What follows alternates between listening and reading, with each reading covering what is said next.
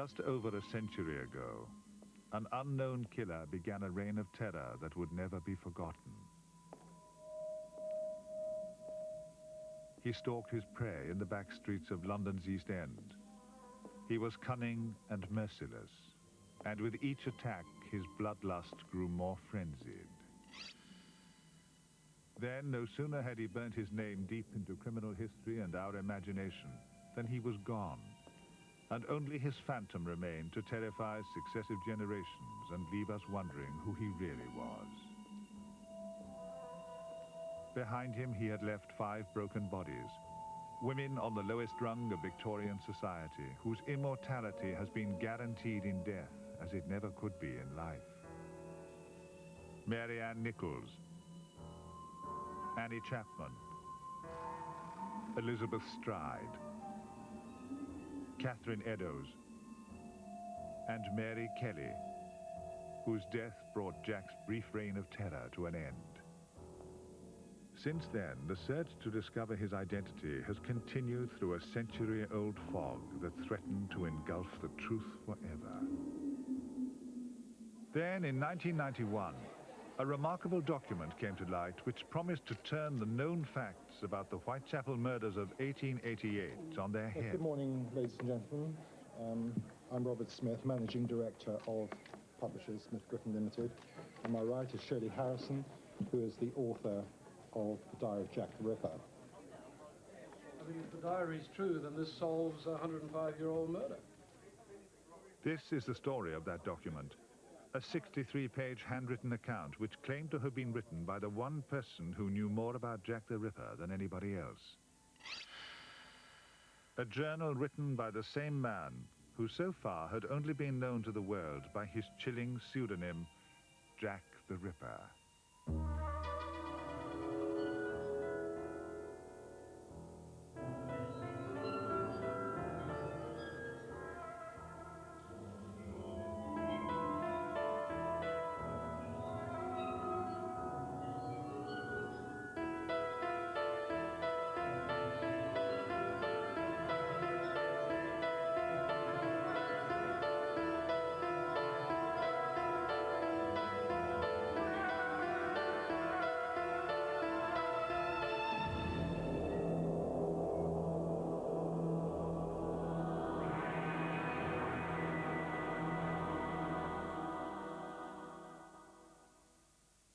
Whoever Jack the Ripper was, he was a depraved and loathsome creature whose memory, many have argued, should have been buried in the earth beside his unfortunate victims.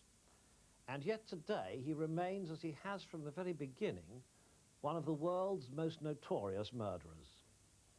But behind 100 years of journalistic hype and sensationalism, there has always been a sincere desire to understand this unknown psychopath's sordid exploits, and hopefully to identify the man behind the legend. Like some faded Rubik cube, the press and public alike have refused to let the puzzle rest unsolved. And with each new twist, Jack's future has been secured, despite the fact that there never has been any real evidence against anyone, including the 3 surviving names that were on the police suspect list at the time. Kosminski, a low-class Polish Jew, and Michael Ostrog, another immigrant. Montague John Druitt, a schoolteacher and barrister who committed suicide after the murders. In recent years, Queen Victoria's grandson, Prince Albert Edward Victor, the future Duke of Clarence, has become the most popular of suspects, even though he has a cast-iron alibi on each of the nights in question. And so others close to this most royal of rippers have taken their turn in the dock. The Prince's friend and tutor, J.K. Stephen, and even 72-year-old Sir William Gull, physician to Queen Victoria. But if that encourages you to believe that we were destined to play the game of Hunt the Ripper by the same rules for another century, perhaps you ought to think again. Believe it or not, this innocuous-looking book has just moved the goalposts. Is it the answer to the mystery that has intrigued successive generations? Or is it a cleverly constructed hoax aimed at an eager and gullible public? Experts considered the options. No, actually, it is part of the historical fact. You mean he went into his lodgings and then came out and dropped his apron 40 minutes later. The publication of the journal which claimed to be the confession of Jack the Ripper was the culmination of 18 months' intensive debate and research. Martin Howells and I are in fact arguing against you doing it. Listen. I have an open mind, despite the fact I believe it. But even before the full facts were known, some had already made up their minds. This is a fake, it's a modern fake. It was penned by someone who most likely was schooled in the 1930s. More detailed research has been done on this document than has ever been done on any discovery connected with Jack the Ripper. I believe now, absolutely 100%, that this diary is genuine. I'm sitting on the fence. I've been on the fence for so long, I'm developing piles. True or false, the responsibility for the journal's entrance centre stage was down to one man, Mike Barrett. His story begins not in the back streets of London, but in his hometown, Liverpool. It was here at the Saddle Inn that he met a retired print worker, Tony Devereux. I struck up a 3-year acquaintance with him, and we've become very, very good mates. I used to go down every day of the week with his bread and with his milk and his bottle of sherry, and I ended up going down there this particular one day. And he turned around to me and said, "Here you are, Mick, here you are, that's for you." I said, "What the hell is it?" "Take it home and do something with it." I said, "Well, what the hell?" He said, "Take it home and do something with it." Mike Barrett discovered that his friend's gift was an old leather-bound scrapbook with some pages missing from the front. 63 of the remaining leaves contained a legible, if somewhat untidy, handwritten scrawl. What he read on the first page disturbed him. I long for peace of mind, but I sincerely believe that it will not come until I have sought my revenge on the whore and the whoremaster. As Mike Barrett skimmed through the pages, it became even more clear that this was no ordinary diary. The thought of him taking her is beginning to thrill me. Tonight I may return to Battle Crease and take the unfaithful bitch. But it wasn't until he turned to the last page that the full impact of what he was reading really began to sink in. Is fell off the back of a lorry story, huh? Don must have arrested countless people who told him that they got it from a man whose name they didn't know enough. So one doesn't actually believe that, so it's either true or it's such a lame brain story that no great thought's gone into it. Is that what we're saying? I started doing my research, and the more research I done, the more I seem to be getting nearer the truth. However, having said that, Tony ended up dying in Walton Hospital with a massive heart attack. So I'm left with a diary that I'm not sure is 100% genuine. But that's what we're dealing with, and it is unsatisfactory. And now my personal opinion is that I do not believe that Mike Barrett is telling us the whole truth. I'm not saying it's a forgery, I'm not saying it's genuine. I'm saying my very strong feeling is that there is more to this story. Tony was never capable of forging. I honestly don't believe he was capable of forging. Okay. So Tony didn't forge it. Where the hell did he get it from? The first we heard about this, Mike's original story, was that my father handed him this parcel and said, "I want you to take this for being so good for me and looking after me." Well, that was what Mike told me. And I say, he had plenty of people, genuine people, family looking after him, so there's no way you would have given this to a relative stranger. We'd only known for a couple of years on a casual basis. And say his brother, if he ever did have this one in his possession, and he didn't want to give it to one of us because of what it was, I'm sure he would have given it to his brother to sort out.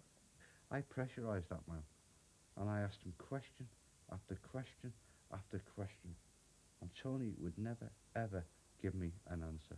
I think he's possibly covering up something, but I really do not think over the last 9 months, seeing him in the different moods we've seen him with his wife, in his home, that he could have sustained it all this time. But those of us who tend to be a little less critical of Mike Barrett are those of us who've met him. Michael Barrett I have never met. I've only heard what people have said. He can be telling every word of the truth, but a man he drank with in a pub gave it to him and said, you might find this interesting. It's not good enough. And I bet you cut this question. Since this has all happened, everybody... Okay. Australian Press, CBS, and your own company, okay, have all tried to break me. And have all tried to change my story. Unless he can prove he got it off my father. I know we can't stop him, but unless he can say, well, you know, here's the proof. Well, we don't think he should be using my dad's name. I'll never change the story, because when you're telling the truth, you're telling the truth. If the author of the diary was to be believed, he was being driven by a pathological hatred towards someone he constantly referred to as the whore, or the bitch. Later, she would sometimes be called Florrie, and even more affectionately, Bunny. This could have been his wife, as the writer also talks about the children, Bobo and Gladys. The diary also revealed a neurotic personality that fed off the extremes of love and hate, life and death. It painted a portrait of a man both tortured and thrilled by visions of his wife sleeping with the whoremaster. So, for example, at the beginning of the account that survived, we certainly see him being very angry at his wife and being very angry at her lover and wanting to harm them, but then realizing he can't harm them, and at least not directly, for fear of being caught. And then one sees the object shift so that it becomes the prostitutes. All whores then become the aim and the object for his vengeance. And the nice thing about the diary is you can actually see that motive change. The diary revealed an incomplete portrait of a man caught between two worlds. A respectable middle-class Victorian father, husband and businessman on the one hand, and a deranged psychopath seeking bloody revenge and sexual gratification on the other. And as for his actual identity, the answer would turn out to be one of the most remarkable elements of the entire mystery. On July the 31st, 1889, at St. George's Hall, Liverpool, Florence Elizabeth Maybrick, wife of James Maybrick, a well-respected Liverpool cotton merchant, pleaded not guilty to her husband's murder following his untimely death from suspected arsenic poisoning. The trial turned the pretty 25-year-old into an international celebrity. But the fact that she had confessed to an affair with one of her husband's friends, Alfred Brierly, did nothing to aid her defense. James Maybrick met Florence Chandler, as she was, on board ship coming back from America. He worked in America. And she was then 18, very pretty, lively, Southern American belle, and he was aging, pushing 50, and very aware of his declining years. She was a great catch. He continued with his womanizing, there's no doubt about that, all the time they were married. She refused to sleep with him anymore, and that was the crunch, really. He began to turn against her, and the marriage broke down completely. And by this time, his lifelong habit of taking arsenic and strychnine had really wiped him out. If the diary is to be believed, James Maybrick's habit of taking arsenic was fueling an already tormented mind. I cannot live without my medicine. I'm sure I can take more than any person alive. But how accurate was this portrait of Victorian drug abuse? The nice thing about the journal, in terms of the way it talks about his use of medicine, first of all, he never actually called it arsenic in the journal. He always refers to it as his medicine. Arsenic itself was a very mild stimulant, and it was an aphrodisiac. Wasn't really used in the way, for example, say cocaine might be used to get a high there and then, to be used as a major stimulant. And the journal reflects that. The journal doesn't actually have the individual who's writing it using it as a major stimulant in the way, for example, cocaine may be used. It's being used in a much more subtle way, much more akin to the way that arsenic might have been used. A week after the trial began, James Maybrick's young widow was found guilty of his murder and sentenced to hang. On the surface, the trial of Florence Maybrick would appear to have little in common with the events in Whitechapel, London, the previous autumn. But there was no doubt that the diary was supposed to have been written by Florence's husband, James. Apart from anything else, the Maybricks' family home in Liverpool was known as Battle Crease.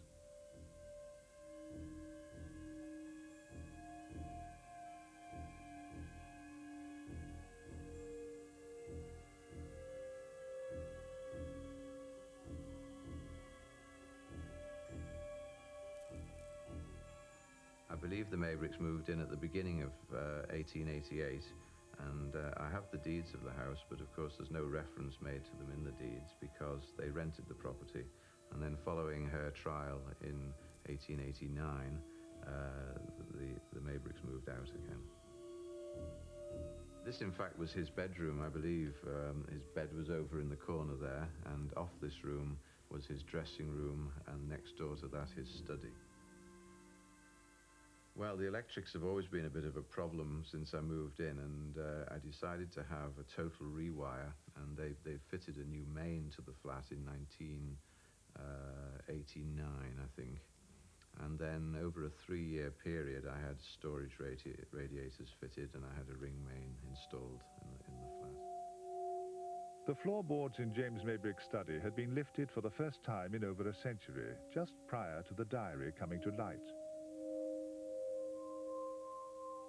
According to the Times newspaper, the electricians denied finding anything at the house at this time, although 2 of them did admit to drinking at the same public house as Tony Devereux and Mike Barrett. In Liverpool, the Daily Post newspaper had been the first to become aware of the existence of the Ripper diary and the closely guarded secret of the author's identity. They too had expected to reveal a hoax. The first I heard about it was a phone call from a journalist colleague of mine back in April, telling me that on a train journey from Liverpool to London, he had met a man who had the diary of Jack the Ripper. We ran that story in the Daily Post the next day. I thought if somebody's bringing out a book of James Maybrick saying Maybrick is a killer, I thought, well, it's a hoax. It's a hoax.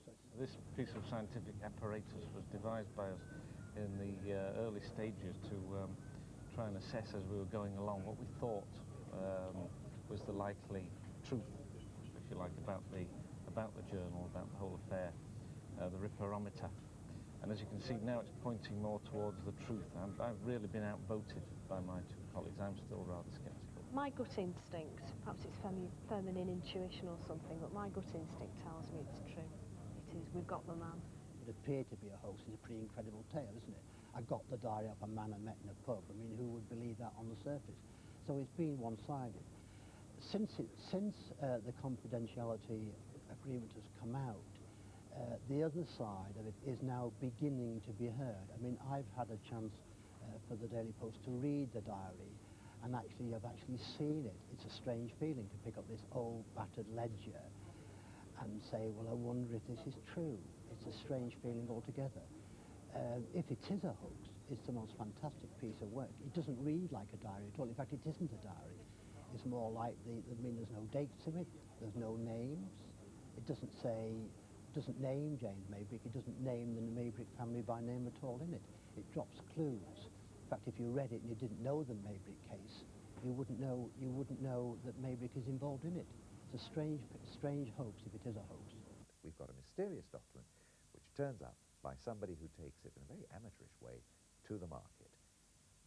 Apparently coming from a man who's dead and whose family knew nothing whatever about it. Oh dear, oh dear. And I don't care a damn what anybody says. Everybody is going to come at me and telling me, is it a forgery? Is it this? Is it that? I've got no answers whatsoever. I just don't know.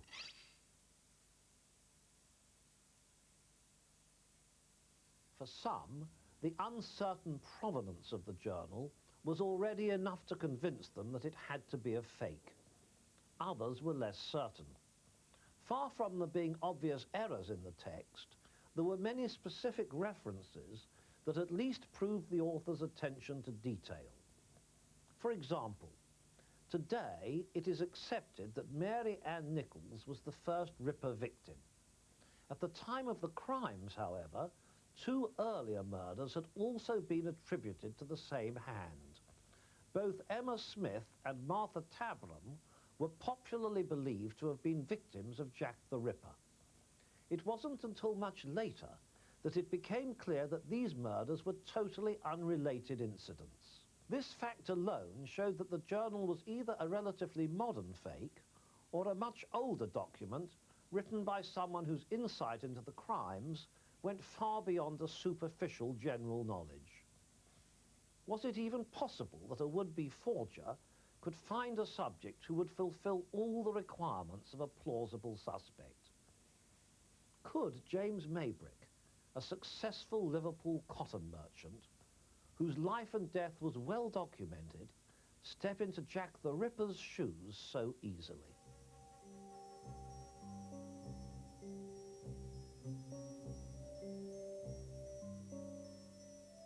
It was in the early hours that Mary Ann Nichols made her way towards Bucks Row in search of fourpence, the price of a bed at her lodging house. At approximately 3:30 a.m., somewhere in or near Osborne Street, she met someone. She must have thought her luck was in.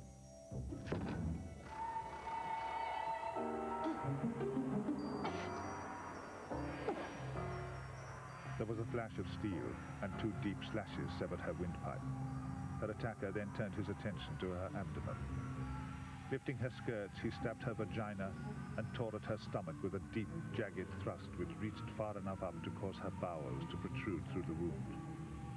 Within minutes of the attack, the body was discovered, but her murderer had already slipped back into the shadows, and Whitechapel was about to become a part of British criminal history.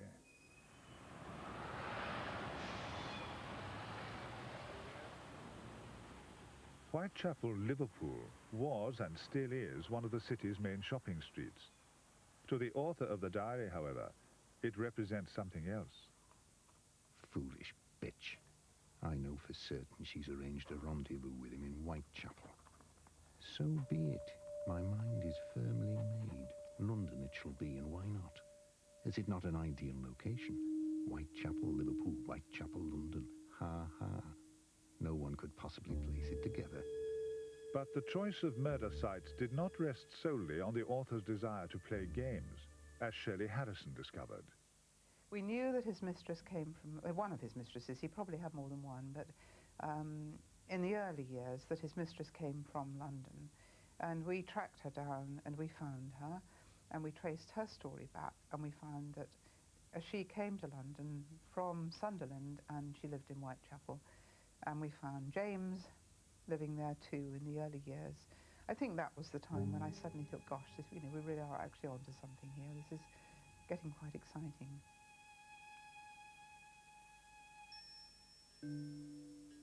The public face of James Maybrick was that of a successful businessman and a perfect gentleman.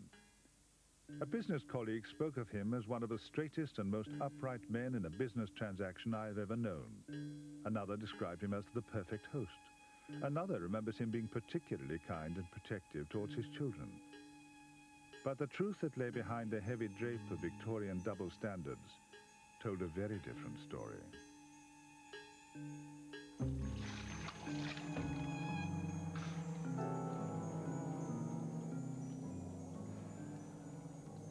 James Maybrick was a drug addict and an adulterer, and his health was deteriorating as quickly as his marriage.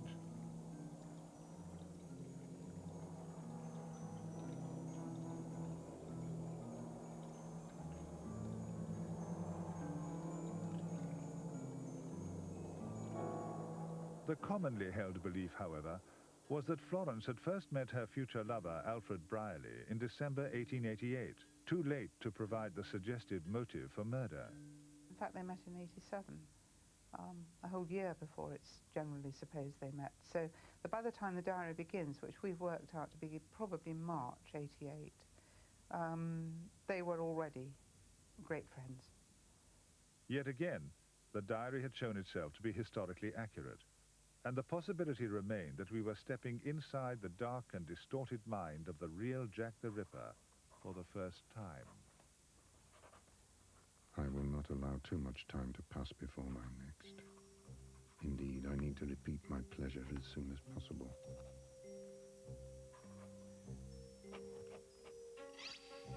Annie Chapman was the Ripper's second known victim, and this time her attacker was determined to get the maximum pleasure from his partner. A strong hand seized her by the throat and sliced into it twice, virtually severing her head. Then, drawing her legs up and pushing her coat and skirt out of the way, he drove his sharp, pointed knife into her stomach. He reached in and lifted the small intestines, placing them above the right shoulder. Again, he used the knife to remove part of the belly wall, including the navel, the womb, the upper part of the vagina, and the greater part of the bladder. Grotesque as this murder was, the writer of the diary had one or two more images to add to the nightmare. I took some of it away with me. It is in front of me. I intend to fry it and eat it later. Ha, ha. It has taken me 3 days to recover. It did not taste like fresh bacon, but I enjoyed it, nevertheless. She ripped like a ripe peach. I will not feel guilty. It is the whoring bitch to blame, not I. I've left the stupid fools a clue which I'm sure they will never solve. Once again, I've been clever, very clever. 1 ring, 2 rings, a farthing, 1 and 2. Along with M, ha, ha, will catch clever. Jim, it's true, no pill left but 2. Inspector Joseph Chandler was one of the first officers at the scene. Apart from a leather apron that belonged to the son of one of the tenants, Chandler discovered a piece of screwed-up paper and a piece of torn envelope.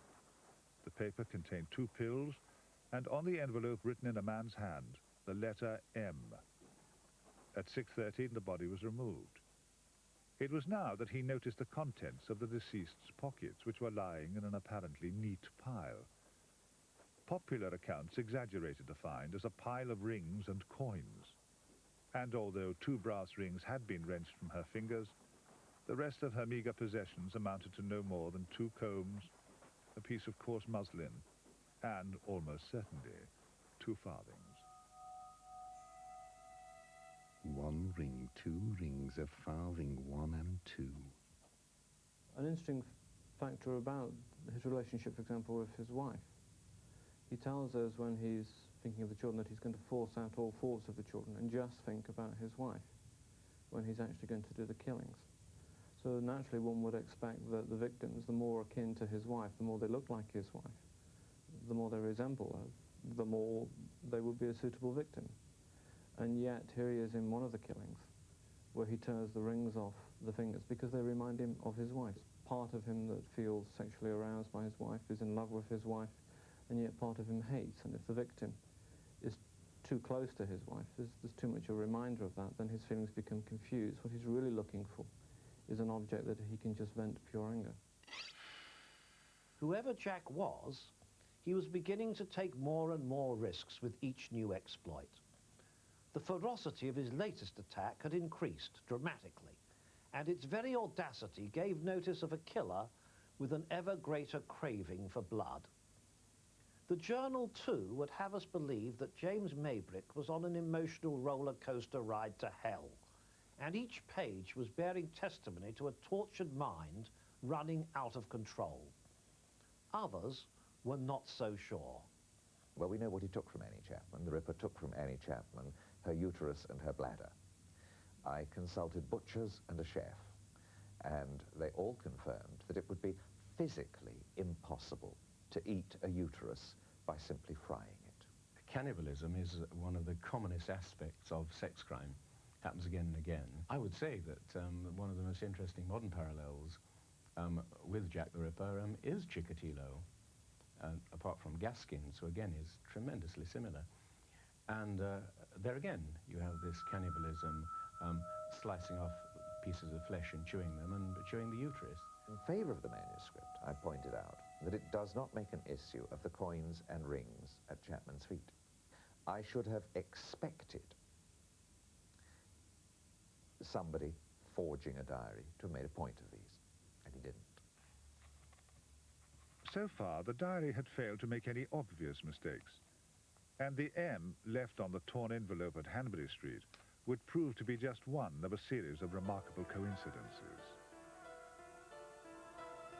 Following Annie Chapman's murder, Jack the Ripper's notoriety was assured as panic gripped London. And the Journal exposed yet another facet of the killer's personality. He loved playing games. I have read of my deeds. They've done me proud. I had to laugh. They had me down as left-handed, a doctor, a slaughterman, a Jew. Very well.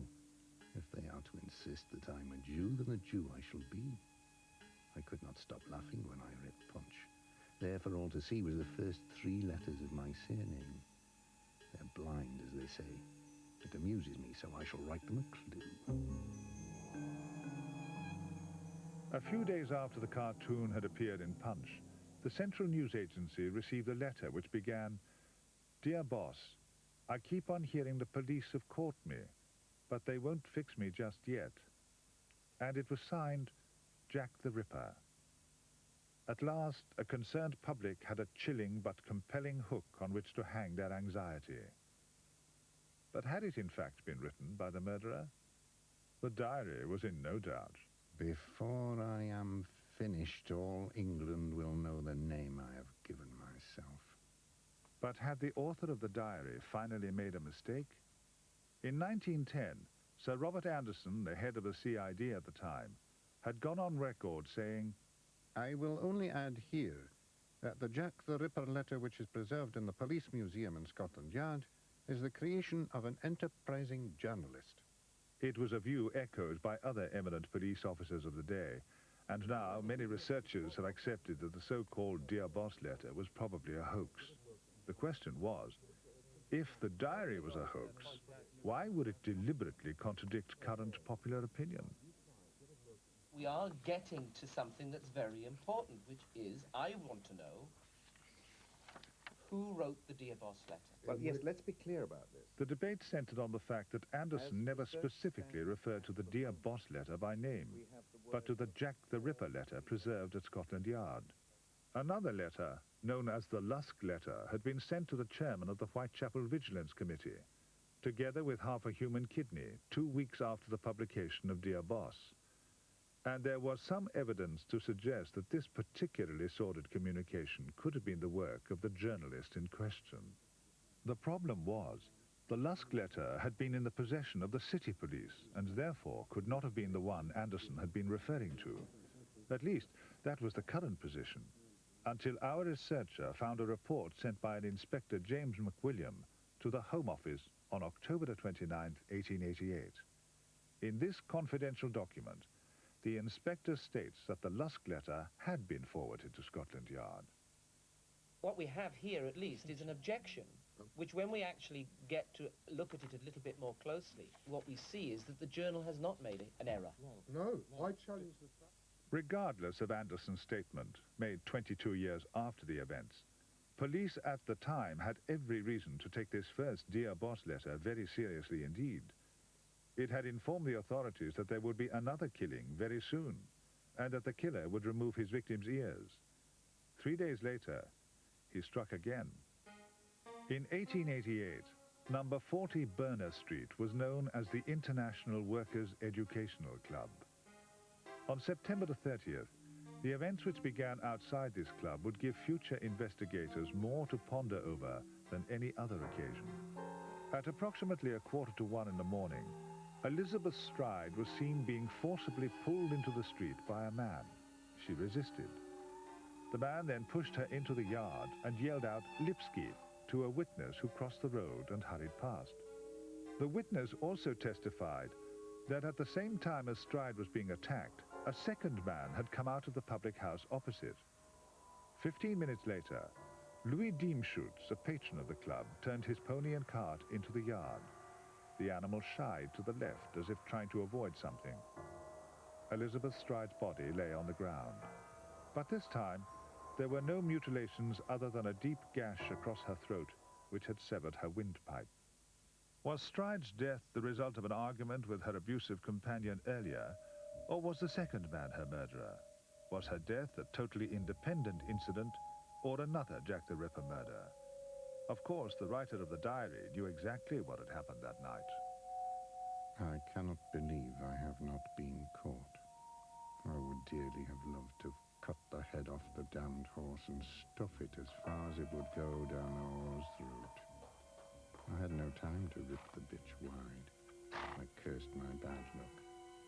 I believe the thrill of being caught thrilled me more than cutting the whore herself. As I write, I find it impossible to believe he did not see me. Curiously, the journal draws our attention not only to the little-known fact that Elizabeth Stride's hair was red, but also to the possibility that she was killed with her own knife. The following night, a long, narrow-bladed knife with a keen edge was discovered in Whitechapel Road. It was caked with dry blood. Dr. Bagster Phillips gave evidence at the inquest and stated his opinion that such a knife would have inflicted the wounds on the murdered woman. The diary had once again alerted us to an important possibility that had been overlooked by modern historians, and that was just the beginning. Having been prematurely disturbed, Elizabeth Stride's killer was desperate to satisfy his lust despite the risk. My heart felt as if it had left my body. Within my fright, I imagined my heart bounding along the street with iron desperation following it.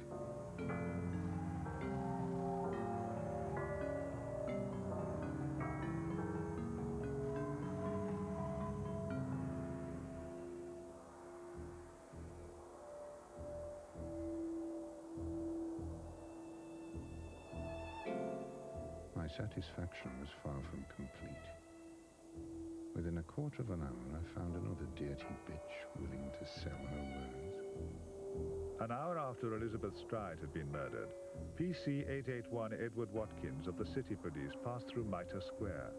The sight that greeted him was nothing less than diabolical. In a dark corner lay Catherine Eddowes. What had been her face was now a clownish mask of horror. Her nose and lips had been attacked with calculated ferocity. Her throat had been cut, and as in the case of Nichols and Chapman, her abdomen had been the killer's primary target. The left kidney and the uterus were missing, but there was something else.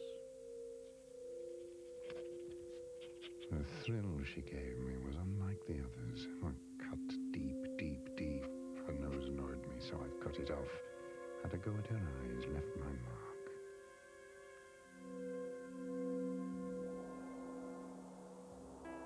Under each of the victim's eyes had been carved two inverted V-shaped marks. Together they formed the letter M. The killer was playing games, and so was the author of the diary.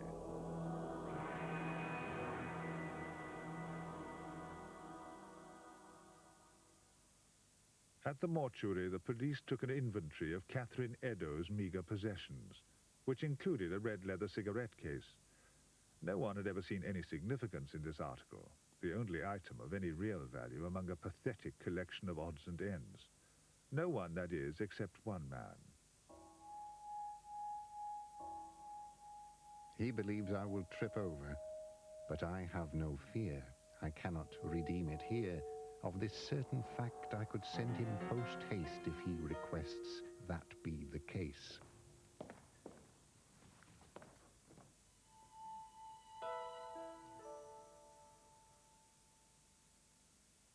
The diary was referring to Inspector Frederick George Aberline, the detective controlling the investigation on the ground. Oh, Mr. Aberline, he is a clever little man. He keeps back all that he can. For do I know better? Indeed I do. Did I not leave him a very good clue? In an unpublished statement made at the time of Florence's trial, we discovered that according to George Bancroft, a friend of James Maybrick, he used to keep his drugs in what looked like a cigarette case. But this was not the only potential clue. I showed no fright and indeed no light. Damn it, the tin box was empty. The journal refers to this empty tin box, and the only place that we have ever been able to find reference to that is in the Catherine Eddowes inquest papers. The existence of the empty tin matchbox was not known prior to 1987, when the police inventory of Catherine Eddowes' possessions became publicly available for the first time. The diary had either been written after 1987, or it was almost certainly genuine. My impression was of something that was not immediately genuine. I wasn't immediately convinced. If you're presented with an album that's intended for scraps, and you see pages torn out or cut out, then you immediately start asking questions about why that happened. There is a potential explanation for why the first pages are missing from the journal. That could be the case that, for example, it started out as being his normal diary, or it started out maybe as being a travel journal of his own, and that his normal relations with his wife and with his children and so on, and with his business colleagues may have been recorded in there. But that as time goes on, as he discovers his wife's infidelity, he then starts to put down his feelings inside that journal. And instead of it becoming a record of his normal family life, his normal marital life, and his normal diary, it's rapidly become a piece of his psychopathology. It's now used as a way of venting his feelings. It's now used as a way of expressing his feelings. And it would be understandable that he wouldn't want the two parts to be together in the same place. So he might well remove the first part of the diary. I've had a chance now to look at it at greater length. I've read all the forensic documentation and so on. My conclusion on the diary is that it could be of that date, of 1888-89, but it could also be later. I mean, he just didn't go out and get a book and a bottle of quink and sit down and write it. And so that's the next question, the bottle of quink. How easy would it be so now to we get come down yourself a bottle of quink that would pass the test? If somebody was going to produce a forgery of a Victorian diary now, they'd have to have some awareness of the inks that were being used at that time. It wouldn't be impossible to reproduce the ink. You just need specialist knowledge. Inks of their nature dry out over time. It would be quite difficult to get hold of a Victorian ink, I feel, that is still usable. Initially, there was certainly nothing that I could see in it which would preclude the ink being of potentially Victorian date. That begs a number of questions. The British Museum confirmed that in their opinion the diary was Victorian. The ink had also survived the closer scrutiny.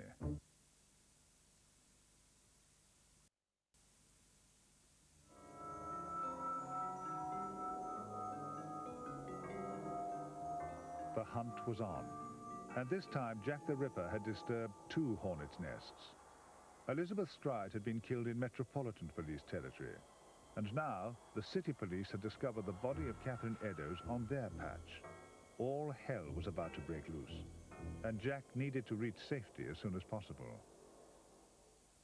I have taken a small room in Middlesex Street. That in itself is a joke. It is indeed an ideal location. Middlesex Street was the dividing line between the Metropolitan and the city police forces. The diary made perfect sense. If it ever got too hot in Metropolitan territory, Maybrick had only a few yards to go to the comparative safety of the city, and vice versa. However, the following day, the Evening News carried this story. Belief is gaining ground that the murderer is not a frequenter of common lodging houses. He is supposed to make his home somewhere between Middlesex Street and Brick Lane. Mitre Square was only a couple of hundred yards from Middlesex Street, and now 2 police forces were on the alert. Unless their quarry led them away, he could well find himself surrounded.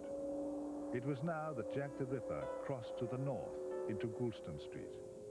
In an archway leading to one of the tenements, he stopped to clean the weapon that he had used on Catherine Eddowes. If his hideout is in Middlesex Street, he has to have passed it for some reason and dropped the apron. Well, we've heard all sorts of explanations of this. Whoever dropped the apron in Goulston Street carried it from Mitre Square to Goulston Street, whether it was covered in blood and feces or whatever. It penetrated the woman's rectum. It was filthy. It was disgusting. Maybrick is not some sort of sewer rat. I mean, yes, okay, it was a nasty, filthy rag, but I can't say that Maybrick wouldn't. I can't say what Maybrick would or would not have done, I think. Having wiped his knife with a piece of her apron and thrown the cloth to the ground, her killer now did one of 2 things. He either left the scene, or he took a piece of chalk from his pocket and wrote a message which would become one of the most intriguing and enduring of puzzles. It read, "The Jews are the men that will not be blamed for nothing." But was it written by the Whitechapel murderer? And if so, why was the word Jews spelt incorrectly? Apparently, James Maybrick knew the answer. Very well. If they are to insist that I'm a Jew, then a Jew I shall be. I wonder if they enjoyed my funny Jewish joke.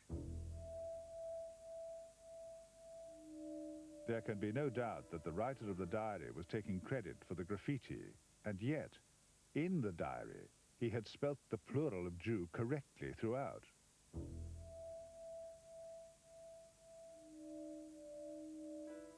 It didn't appear to make any sense, or did it?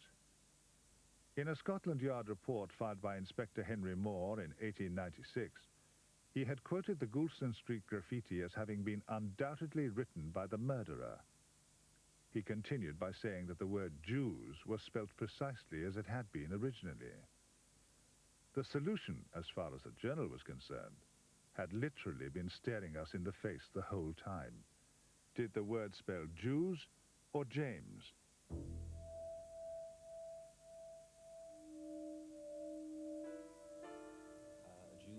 A Jew they want me to be, so a Jew I will become. And then, as Martin's pointed out, James does convert into Jews on the wall. To try and turn it into a James Maybrick message that way is to produce sheer raving nonsense, and anybody who holds it up as proof that the diary is genuine is going to be seen as barking mad. I don't think the Jews making James on the wall is at all silly.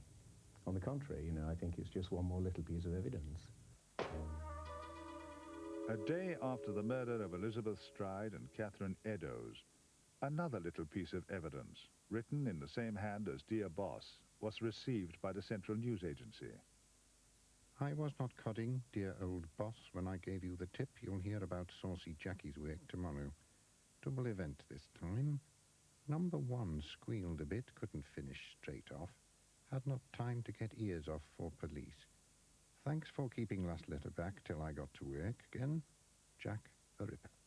I don't take any of the Ripper letters seriously. I think that, again, one of the things which was fascinating and problematic about the document as one first saw it was the obvious claim that he wrote the Dear Boss letter. I certainly don't believe that the Dear Boss letter was written by a journalist. I think it was written by Jack the Ripper.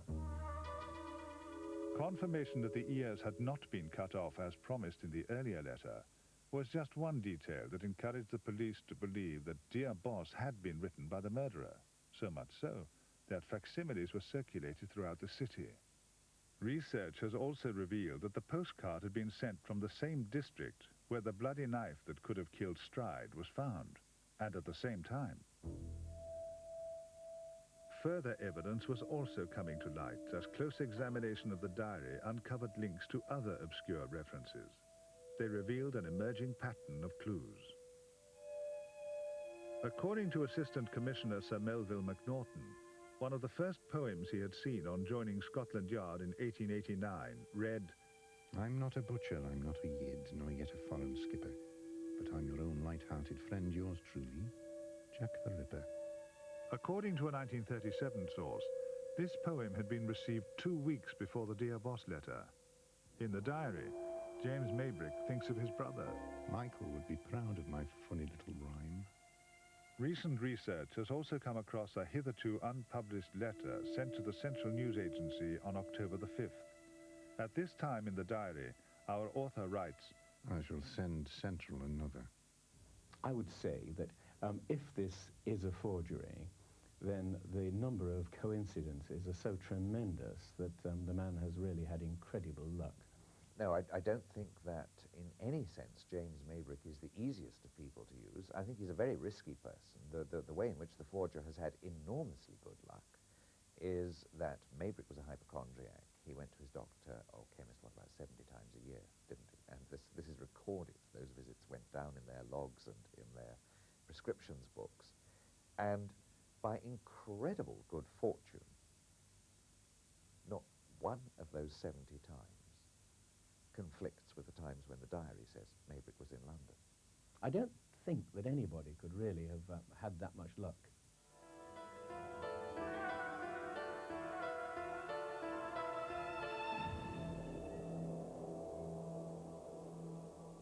It was in these areas where the journal had taken specific responsibility that researchers expected to uncover concrete evidence that the journal was a fake. In practice, what was happening, however, was almost the opposite. Many people took the view that further research tended to support the journal's claims, not diminish them, as was the case with the Dear Boss letter. Apart from anything else, the weight of circumstantial evidence in favour of the journal was considered more than any self-respecting hoaxer had any right to expect. There was the M left at Hanbury Street, the marks on Catherine Eddowes' face, the coincidence in the misspelling of Jews written on the wall at Goulston Street.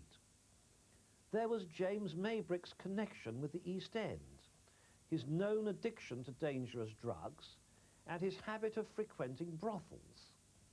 There was also the fact that none of his known movements conflicted with any of the murder dates.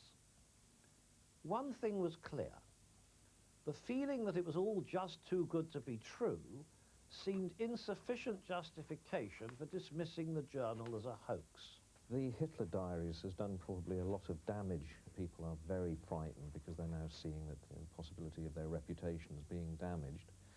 And so their initial reaction was, this is a forgery. And I think everybody's initial reaction to the document was that this is a forgery. It's just that as time has gone by, the proof has been lacking. Well, those who believe in it most passionately now are going to be the first to admit that when they first heard the suggestion, James Maybrick was Jack the Ripper, and here's a journal to prove it, their instant reaction was rubbish. I think it is the natural reaction. Yes, I think it all begins to sort of come together for me. As I say, starting off rather dubious about the whole thing, I've gradually become more and more convinced. There isn't anything that I know that actually shows that this is a modern forgery. It's not the sort of diary that I could imagine someone writing as a hoax. Sit down to write, I mean, perhaps if you and I were writing a hoax, we'd do it more dramatically and perhaps more logically. This, to me, reads the ravings of a tormented soul, you know, unless it's a double bluff. But as I say, if it's a double bluff, it's an incredible piece of work by someone.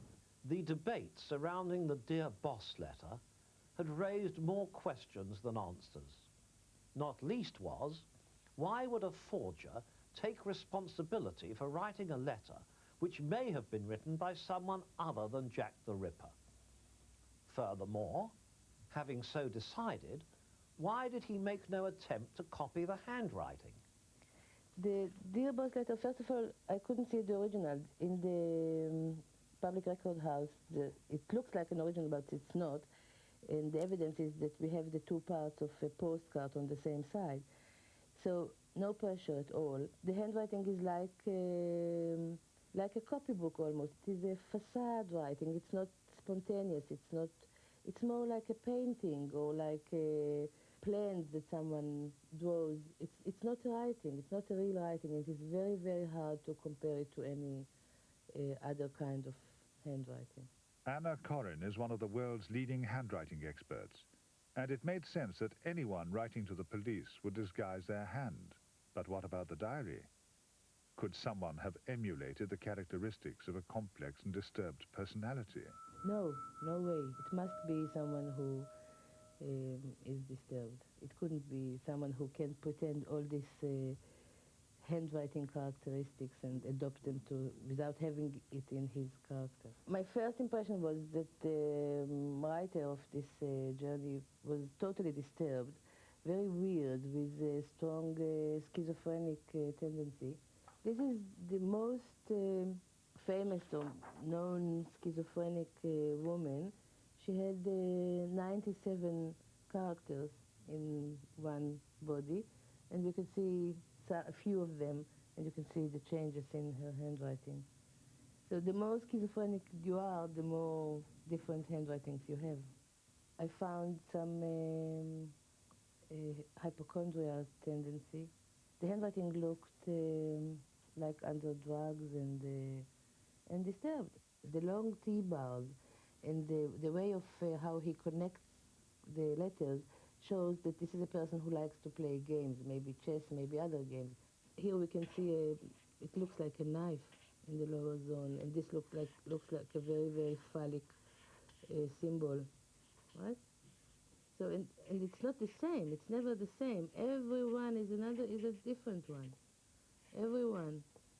It is so weird. It is like someone who invented something in the lower zone, which has to do with sex.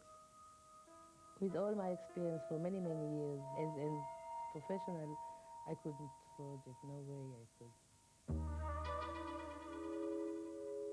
Despite Anna Corrin's conviction that the diary had been written by a dangerous schizophrenic psychopath, other experts had determined that the only written document apparently signed by James Maybrick, his last will and testament, was in a different hand, and therefore the diary had to be a forgery. But this supposedly conclusive evidence was far from the end of the story.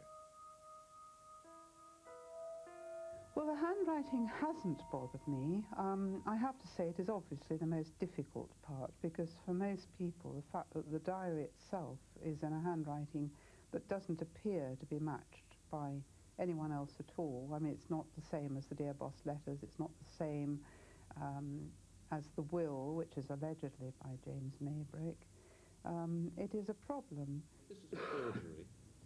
It's done by somebody who knows paper. It's done by somebody who knows ink. It's done by somebody who knows the Ripper. It's done by somebody who knows Maybrick. It's done by somebody who doesn't make a hiccup in terms of the psychology of the individual who's doing it. But he doesn't make one slight effort to make the handwriting look like anything. In fact, we're very uncertain whether that will is by James. In 1891, Alexander MacDougall, a well-respected lawyer, published a treatise on the Maybrick case. He quotes in full the will which James Maybrick had made as he lay dying in bed. I knew that James Maybrick was very, very ill when he wrote his will, which does not show in the will.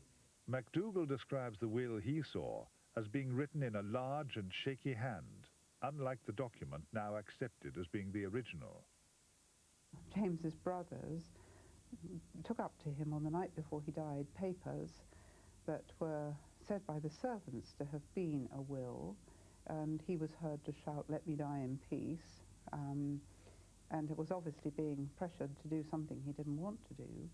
There are reasons to think that they may have written the will for him.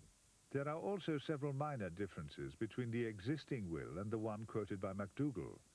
In particular, MacDougall's transcript spells James Maybrick's daughter's name, Evelyn, correctly. In the surviving version, it's spelt on both occasions with an extra E, E-V-E-L-E-Y-N. No, I think under no circumstances would a father add an extra E to his daughter's name when he was spelling it. It's virtually impossible. By the end of September, various lines of police inquiry had shown some promise. The phrases, "Dear Boss," "Fix me," and "Shan't quit" in the original Dear Boss letter and later correspondence had already encouraged the belief that Jack the Ripper could have been an American or have had an American connection. James Maybrick had lived in America until 1881 and had continued to visit regularly on business. Further investigation reveals that there was also a strong connection to Maybrick's hometown, including several letters postmarked Liverpool. Another was written on newspaper, but this time it wasn't the message that held the clue, but the first line of the first article. Liverpool has been shocked at the mad escapades of one or two well-known businessmen. On October the 11th, the Liverpool Daily Post carried a story of police travelling to Liverpool in search of the owner of a suspicious black leather bag that had been left in a London hotel. Our research has since uncovered an earlier advertisement calling for hotel guests to reclaim lost property at the Charing Cross Hotel. On the list was a curious surname, S.E. Maybrick. The net was beginning to close. A letter written in 1913 by Inspector John Littlechild, head of the secret department at the time of the murders, confirms that a team of detective officers was sent to America to interview a suspect. Yes, he was an American. He was a likely suspect, to use Littlechild's own words, to my mind, a likely one. and really doesn't enlarge much more on it than that. His suspect was not James Maybrick, but... Yes, he has got a Liverpool connection, which is very interesting. Another coincidence, or had the police got the wrong man? On the night of the double murder, Jack the Ripper had been seen by various witnesses. Soon after, this sketch had appeared in the Daily Telegraph.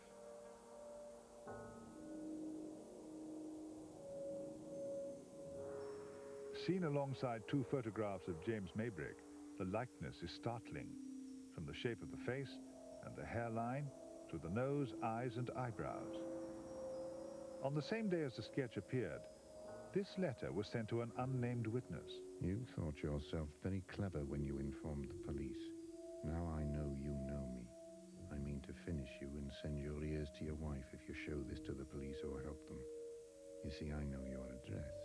It was signed Jack the Ripper, and document experts agreed that it was written in the same hand as the Dear Boss letter. The plain fact of the matter was that after 18 months, the final proof of the journal's authenticity had been as elusive as ever. The main hope was that somewhere another example of James Maybrick's handwriting existed, something that would finally prove the journal one way or the other. So far, extensive research had failed to unearth that vital link. But then something did turn up, something that nobody had bargained for. Just before we were due to go to press, we had another phone call from another bloke in Liverpool to say that he had a watch. I was at work talking to a couple of friends about watches. Somebody bought a watch and I said I had an 18-karat gold watch at home. And I bring it in to show them. I showed them how to open the back and the front, and we're looking in it, and the light from the window, you could see the scratching inside the back of the watch. And we thought, oh God, here we go, pull the other one. Nobody's going to believe this. And in fact, we all thought what a dreadful liability this was going to be, because in fact, far from supporting the diary, we were afraid it was going to undermine it, because it looked like a forgery. Inscribed very faintly on the inner cover of the Victorian watch was, "I am Jack," James Maybrick's signature, and the initials of Jack the Ripper's victims, plus two more that the author of the diary had claimed he had killed in Manchester. Research to date had failed to discover these unreported murders, but their inclusion in the watch meant that the engraver was privy to highly confidential information.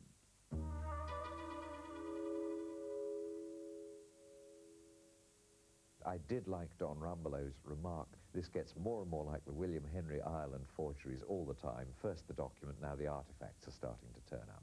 My initial reaction to the watch was exactly like yours, which, this is just too good to be true, it's got to be concocted. But this microscopic evidence does seem fairly conclusive.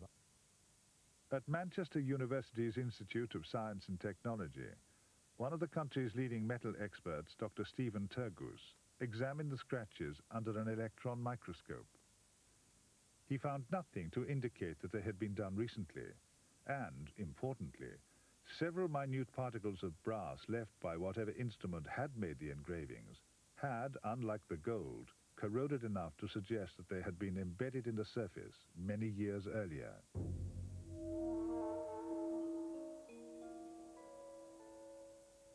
And of course these two tiny bits of corroded brass, actually which are visible under the electron microscope, do seem to indicate that it could not be a forgery.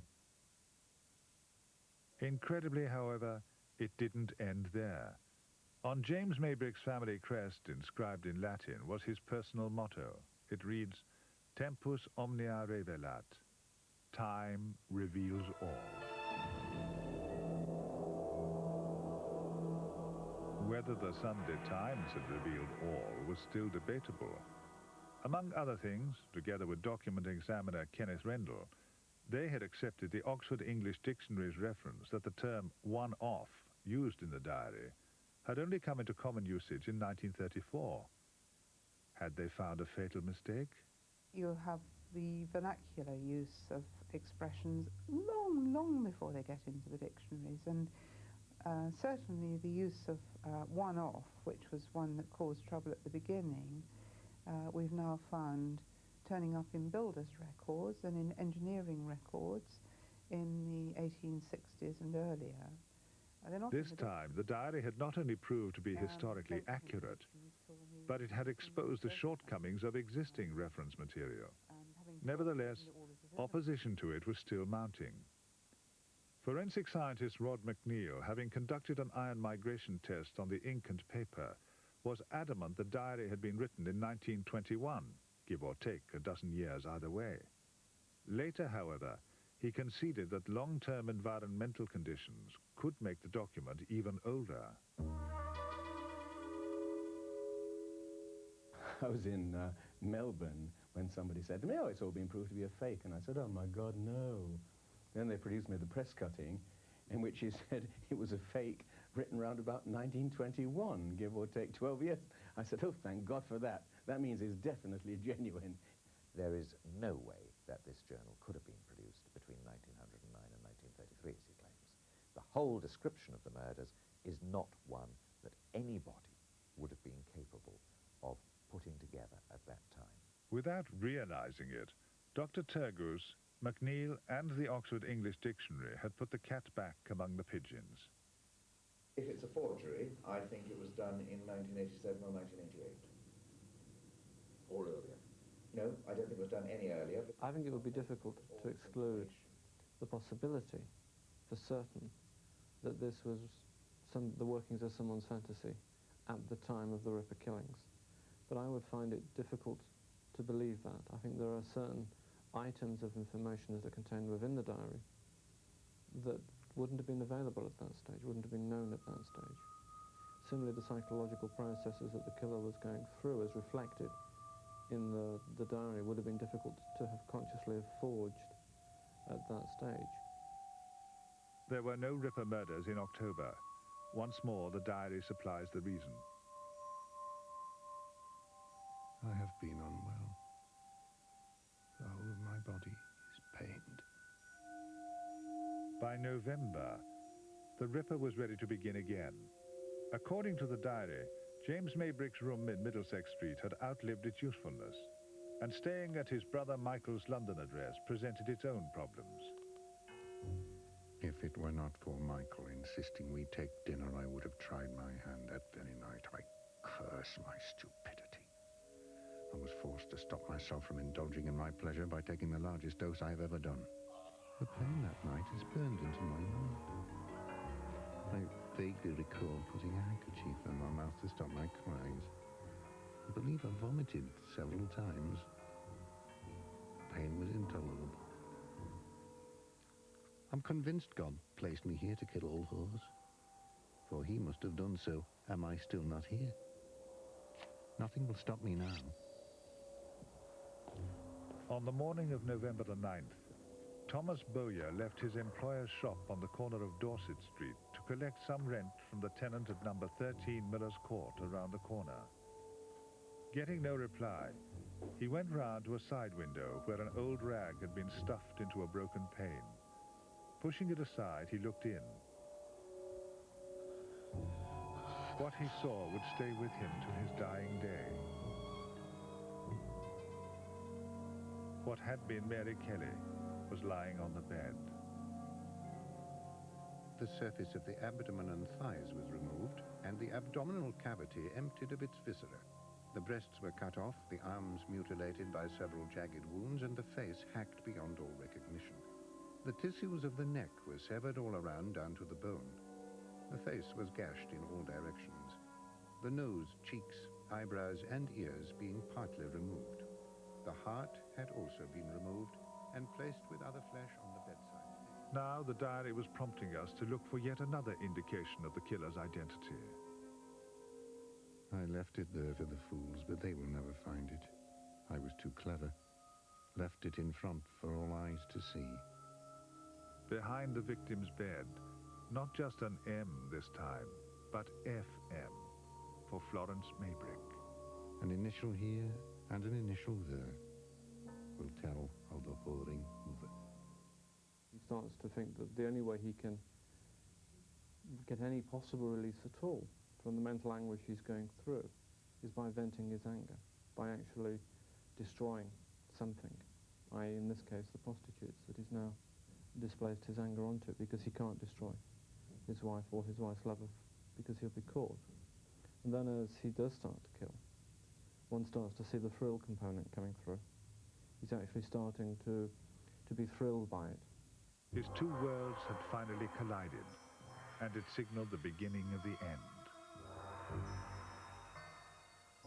I've lost my battle and I shall go on until I'm caught.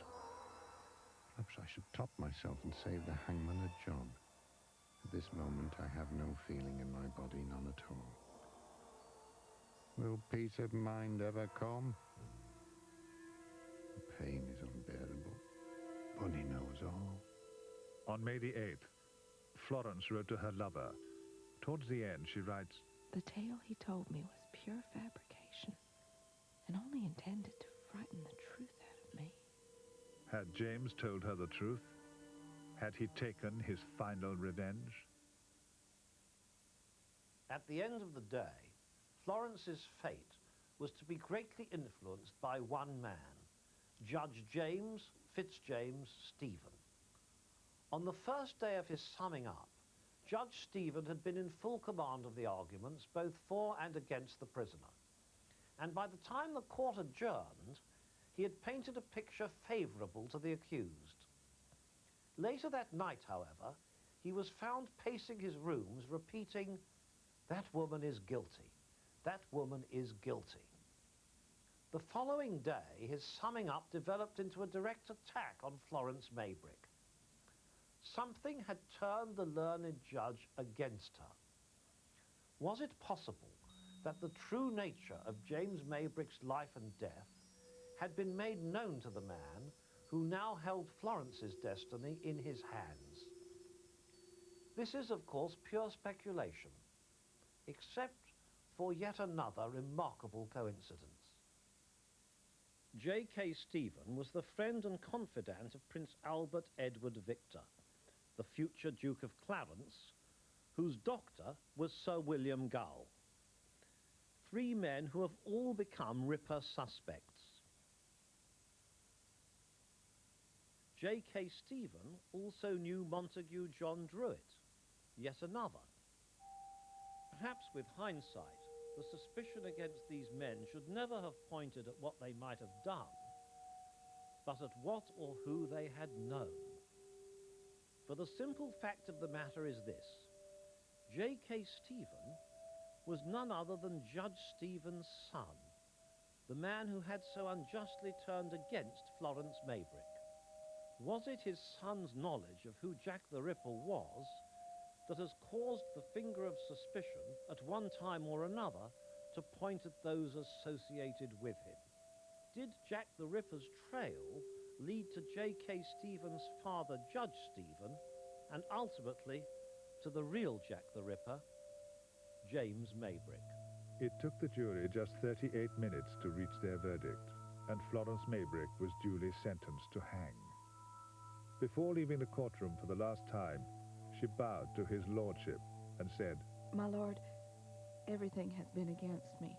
Although evidence has been given as to a great many circumstances in connection with Mr. Briley, much has been withheld which might have influenced the jury had it been told." 2 days before Florence Maybrick was due to hang, her sentence was commuted to life imprisonment, thanks to the massive weight of public opinion that finally contradicted the notion that justice had been done. 15 years after her imprisonment, Florence was finally released. And whatever the true story of her life with James Maybrick was, it stayed with her till her dying day. Now, more than a century later, perhaps the fog has finally begun to clear. Was James Maybrick an innocent murder victim, or a depraved monster whose legend refuses to die? If this is a forgery, then the number of coincidences are so tremendous that the man has really had incredible luck. Well, he's also had extremely bad luck, in that people feel very once bitten, twice shy, and his document has been put through searching examinations of a kind that no previous Ripper discovery ever has been. If it's a modern forgery, fine. The problem so far has been that various tests have been conducted to try and show that it is a modern forgery, and that's not what they're showing.